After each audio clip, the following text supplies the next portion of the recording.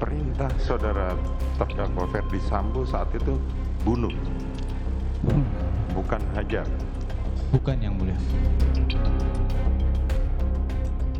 Terdakwa Richard Eliezer menjalani pemeriksaan sebagai terdakwa dalam sidang kasus pembunuhan berencana Brigadir Yosua Kamis kemarin. Pada kesempatan ini, Eliezer kembali menegaskan Ferdi Sambo memintanya untuk membunuh Yosua agar bisa melindungi Eliezer. Pengakuan ini menjadi penting di saat Sambo mengklaim tidak pernah memerintahkan Eliezer membunuh Yosua. Baru dia bilang, memang kurang ajar anak itu. Sudah nggak menghargai saya dia. Dia sudah menghina pangkat, harkat dan martabat saya. Nggak ada gunanya pangkat saya ini, Chat, kalau keluarga saya dibeginikan. Terus dia bilang ke saya, memang harus dikasih mati anak itu. Situ dia merapat begini ke saya, Yang Mulia. Baru dia lihat ke saya, nanti kamu yang bunuh Yosua ya. Dia bilang ke saya, kalau kamu yang bunuh, nanti saya yang jaga kamu. Tapi kalau saya yang bunuh, nggak ada yang jaga kita lagi, Chat. Saya pada saat itu cuma jawab, siapa Pak? Perintah saudara terdakwa Ferdi Sambo saat itu bunuh, bukan hajar. Bukan, Yang Mulia. Selain soal perintah menembak, Eliezer juga melihat Sambo menaruh pistol ke tangan kiri Yosua usai Sambo menembakkan pistol ke arah dinding setelah Yosua meninggal. Padahal, menurut Eliezer, Yosua bukanlah orang kidal. Sambo diduga sengaja menaruh pistol ke tangan Yosua guna memuluskan skenario tembak-menembak. Apakah saudara Joshua korban itu kidal? Tidak, Pak. Tidak. Kanan, Pak. Kanan. Siap.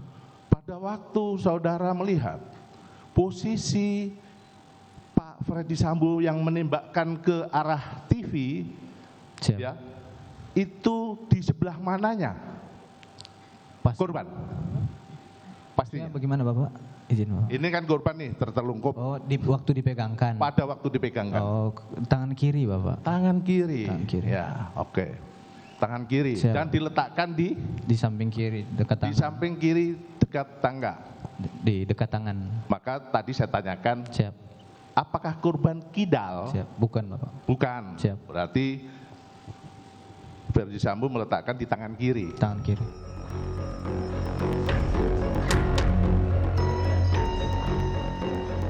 Sementara itu, kuasa hukum Eliezer mengajukan penetapan status penguak fakta dalam putusan majelis hakim. Hakim pun menegaskan semuanya akan menjadi pertimbangan yang akan dimasukkan dalam amar putusannya. Beberapa waktu yang lalu sudah memasukkan surat untuk penetapan terdakwa Richard Eliezer sebagai justice collaborator majelis agar kami mohonkan penetapannya karena dalam rangka. Jadi kami memberi tanggapan pada permohonan dari penasihat hukum atas Baik. diri terdakwa. Itu penetapan atau itu akan kami pertimbangkan satu kesatuan menjadi dalam putusan nanti.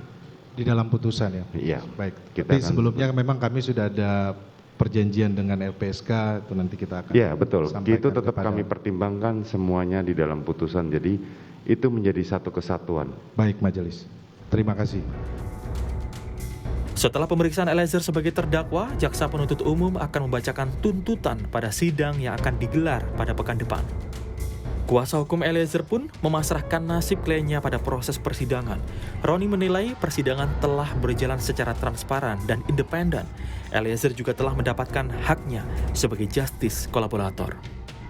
Tapi ya kita semuanya kita serahkan kepada jaksa penuntut umum dan juga terkait dengan tuntutannya kami menghormati, menghargai bahwa proses ini kami melihat sudah berjalan secara transparan, kemudian independen, kemudian juga pun klien kami dalam hal ini mendapatkan haknya dia sebagai justice collaborator. Kami berterima kasih kepada aparat penegak hukum.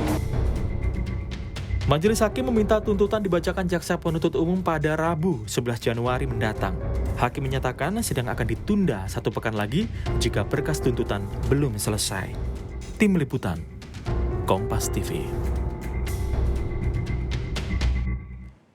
Informasi lebih lengkap akan disampaikan jurnalis Kompas TV Tifal Solesa akan melaporkan dari Mabes Polri. Tifal, Kalau Eliezer akan menghadapi tuntutan JPU pada pekan depan, berarti proses persidangan yang lain, ada 4 terdakwa lain, ada Ferdy Sambo, Putri Chandrawati, Ricky Rizal, dan Kuat Ma'ruf, ini bagaimana prosesnya? Terutama tentunya adalah Ferdy Sambo yang jadi otak di balik pembunuhan berencana ini. Tampaknya masih akan lebih dulu Eliezer yang menghadapi tuntutan dalam sidang lanjutan pada pekan depan untuk kasus pembunuhan berencana terhadap Yosua Huta Barat. Tapi sebelum saya mengarah ke sana, saya coba ingatkan lagi kita semua terkait dengan sejumlah hal yang kita simak dalam persidangan pembunuhan Yosua sepanjang pekan ini di Pengadilan Negeri Jakarta Selatan. Pada tanggal 2 Januari 2022 lalu, tim kuasa hukum dari Kuat Ma'ruf membawa ahli hukum pidana Muhammad Arif Setiawan. Dalam keterangannya di muka persidangan saat itu, ia menegaskan bahwa harus ada unsur meeting of mind atau ada penyamaan visi antara satu pihak dengan pihak lain yang terlibat langsung dalam sebuah upaya pembunuhan berencana atau tindakan yang terorganisasi, begitu, kejahatan yang terorganisasi. Sehingga ini yang patut dipenuhi unsur ini untuk kemudian bisa didakwakan seluruh terdakwa, termasuk dalam hal ini adalah Kuat Ma'ruf yang didatangkan ahli ini, yang dijerat dengan pasal 340 atau pasal 338 dengan pasal penyerta pasal 55 ayat 1 ke 1 Kitab Undang-Undang Hukum Pidana. Kemudian ahli lain dari pihak Ricky Rizal, ada ahli psikologi forensik Nathanael E. Johannes. Saat dibawa di persidangan pada hari yang sama di tanggal 2 Januari 2023 disampaikan sosok atau profil psikologis dari Ricky Rizal ini terbilang menghindari atau sosok yang menghindari risiko agresivitas yang rendah, begitu ya. Dalam artian ada upaya-upaya agar suatu tindakan atau suatu perbuatan ini efek negatifnya bisa ditekan di lingkungan sosialnya. Buktinya ini terlihat saat Ricky Rizal berupaya untuk mengamankan senjata Yosua saat ada perdebatan antara Yosua dengan Kuat Ma'ruf di rumah keluarga Ferdy Sambo di Magelang, Jawa Tengah. Itu di tanggal 2. Kemudian di tanggal 3, sehari kemudian setelah itu, dari tim kuasa hukum Ferdy Sambo dan Putri Chandrawati membawa satu ahli hukum pidana atas nama Said Karim. Dalam persidangan, Said Karim menegaskan bahwa harus ada unsur-unsur tertentu yang harus dipenuhi agar seseorang ataupun juga terdakwa ini bisa dijerat dengan pasal pembunuhan berencana. Namun ia menilai bahwa Ferdy Sambo dan Putri Chandrawati ini tidak memenuhi unsur-unsur yang termuat dalam pasal 340 Kitab Undang-Undang Hukum Pidana. Terlebih lagi ada penjelasan bahwa dalam proses pembunuhan berencana, baik itu dalam perencanaan hingga proses eksekusi tindak pidana, harus dilakukan dalam kondisi tenang. Nah, di tanggal 4 Januari 2023 dibawa pula ahli dari pihak Ricky Rizal dalam sidang lanjutan saat itu. 2 ahli pidana dibawa, yakni Firman Wijaya dan juga Muhammad Solahuddin, yang pada intinya menekankan soal hasil tes poligraf atau tes kebohongan, lie detector. Disebutkan oleh keduanya bahwa lie detector ini sebetulnya bisa dijadikan bukti untuk kemudian menjadi dasar untuk penetapan putusan oleh majelis hakim sepanjang prosesnya dilakukan dengan benar. Nah, kita ingat juga kemarin persisnya di tanggal 5 Januari 2023, Richard Eliezer ini diperiksa dengan posisinya sebagai terdakwa, dan penegasan yang berkali-kali disampaikan oleh Eliezer di hadapan majelis hakim maupun jaksa penuntut umum yang menanyakan kepada dirinya, ia mengaku bersalah dan menyesal atas upayanya menghilangkan nyawa Nofriansah Yosua Huta Barat dengan cara menembak. Dan kemudian ia menegaskan pula bahwa perintah yang disampaikan langsung oleh Ferdy Sambo kepada dirinya saat diarahkan di rumah Saguling atau rumah kediaman keluarga Ferdy Sambo di kawasan Saguling, Jakarta Selatan adalah membunuh, bukan menghajar atau membackup. Nah, itu proses perjalanan sepanjang sidang sepanjang pekan ini. Lalu bagaimana untuk agenda pekan depan? Sudah jelas bahwa Richard Eliezer pada tanggal 11 Januari 2023 akan mendengarkan tuntutan dari pihak jaksa penuntut umum, sementara untuk 4 terdakwa lainnya akan diperiksa dengan posisi mereka masing-masing sebagai terdakwa. Saya jabarkan jadwalnya. Untuk tanggal 9 Januari 2023, pemeriksaan terdakwa akan dilakukan terhadap Ricky Rizal dan Kuat Ma'ruf. Sementara di tanggal 10 Januari 2023, pemeriksaan terdakwa dilakukan untuk terdakwa Ferdy Sambo. Sementara di tanggal 11, persis jadwalnya dengan penyampaian putusan dari jaksa penuntut umum terhadap Richard Eliezer, akan ada juga pemeriksaan terhadap terdakwa Putri Chandrawati. Paskalis. Oke, jadi pekan depan tampaknya cukup padat dan jadi momen-momen yang juga cukup penting. Tapi kita juga jangan sampai lupa ada kasus lain ini yang berjalan juga sidangnya, yaitu perintangan penyidikan pembunuhan Yosua. Nah, kemarin Verdi Sambo ini bersaksi untuk 3 mantan anak buahnya yang jadi terdakwa hingga malam kemarin sidangnya. Nah, apa saja Tifal pengakuan Sambo yang terungkap di persidangan kemarin? Yang paling menarik di sini dalam keterangan Verdi Sambo saat itu statusnya sebagai saksi untuk 3 terdakwa, Hendra Kurniawan, Agus Nurpatria, dan Arif Rahman Arifin adalah ia menyampaikan rasa percaya dirinya saat itu bahwa skenario yang ia buat ini bisa berjalan mulus.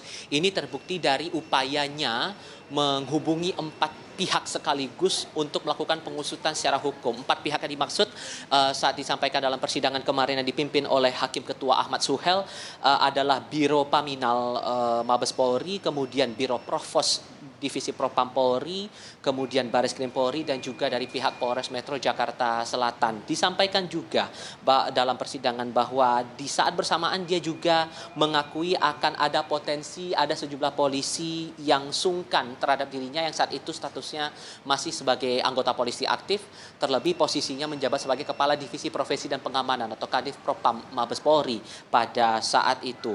Nah, hal lain yang juga membuat dia merasa percaya diri bahwa skenarionya ini bisa berjalan dengan mulus adalah upaya dia meyakinkan Richard Eliezer yang ikut melakukan upaya penembakan terhadap Yosua ini, bahwa ia sempat menyampaikan saat itu kepada Eliezer, dia berpesan kepada Eliezer tidak usah takut karena upaya dia itu menembak Yosua adalah untuk menyelamatkan istrinya dan menyelamatkan diri sendiri dari upaya skenario tembak menembak yang sempat diutarakan waktu itu ya. Kita ingat bersama saat itu skenario-nya adalah tembak menembak, walaupun pada akhirnya sempat terbongkar bahwa adalah upaya penembakan terhadap Yosua lah yang sebenarnya terjadi di rumah dinas Verdi Sambo saat itu di Kompleks Polri Duren 3, Jakarta Selatan.